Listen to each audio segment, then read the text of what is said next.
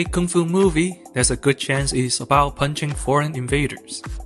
Folk heroes save China from colonialism by defeating foreign martial artists.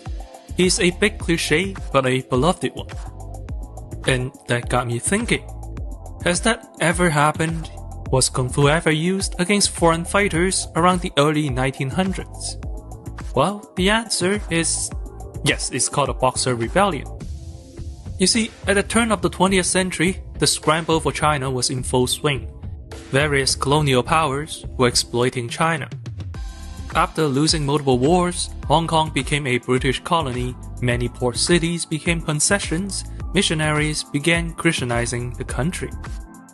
Amidst discontent, a group called Yihequan arose and rebelled, hoping to expel foreigners from China through violent means. The Western press called them boxers, as Yihequan members were martial artists. These boxers claimed that they could bring down the gods to dwell in their persons, and imbued thereby claimed that they could use their weapons with great rapidity on their enemies, make themselves invulnerable against bullets and shells, and power to stop the rifles and big guns of the enemy from firing upon them. Didn't work out too hot, did it? But that's not what you want to know, right? You want to know if there was ever a proper arena match with a Chinese martial artist on one side and a foreign fighter on the other side, just like in the movies. Well, I did some digging, and the answer is this entire dang video. Today, let's take a look at the history of Chinese kung fu folk heroes and see the true stories behind these iconic fight scenes. Let's get rumble.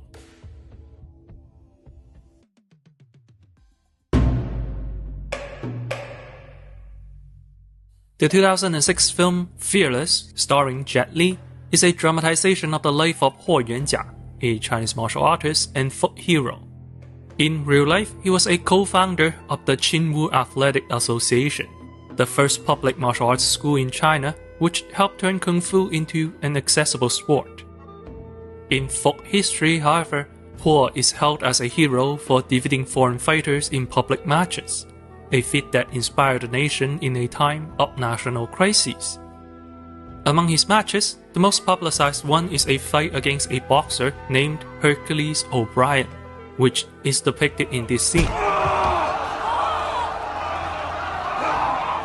The real story, however, is less dramatic. Very little is known about O'Brien. Some sources claim that he was a British or Irish boxer. Others claim that he was an American wrestler. Whatever his background was, he was mostly an entertainer in Shanghai, essentially